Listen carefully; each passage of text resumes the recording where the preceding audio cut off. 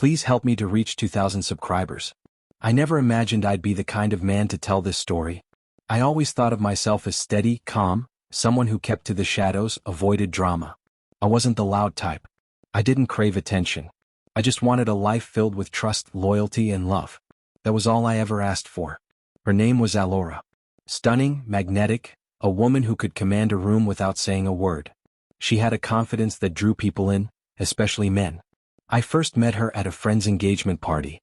She stood barefoot on the grass, wine glass in hand, exuding a quiet power that made everything else fade away. We talked for hours. By the end of the night, I was hooked. 6 months later, we were living together. A year after that, we were married. In the beginning, she made me feel alive, like I truly mattered. She'd pull me close in a crowded room, flash that mischievous smile, whisper words that sent shivers down my spine. Life with her was never dull, at least I thought it wasn't. Looking back, the warning signs were there from early on. Her phone was always face down. She'd vanish for hours without explanation and return as if nothing happened. Her moods could shift like the weather.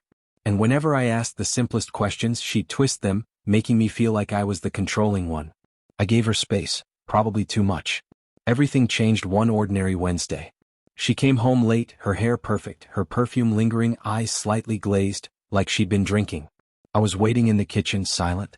I didn't shout. I didn't accuse. I asked calmly, "Where were you tonight?" She scoffed, the sound sharp. "Why do you always do this?" "I'm not a child."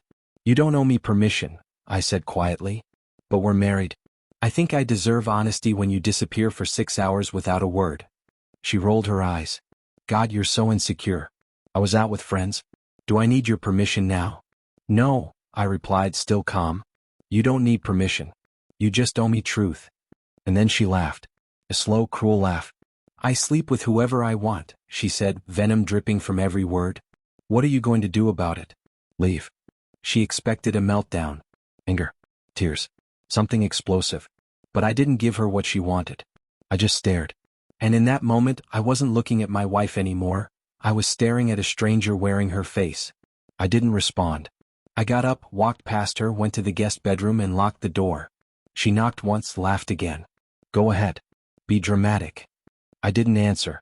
The next morning, I packed a suitcase, drove to my brother's house, and disappeared without a note. 2 weeks later, the divorce papers arrived. I'd already taken care of everything quietly and efficiently. She called once, I didn't answer. Then came the text. First angry, then confused, then frantic apologies. "I didn't mean it. You misunderstood me. Let's talk. Don't throw us away." By then, I was already gone. Mentally, emotionally, and spiritually. Words spoken with arrogance, words meant to manipulate, couldn't reach me anymore. I didn't fight. I didn't scream. I walked away with my dignity intact. Silence became my loudest statement. I rebuilt my life slowly, quietly.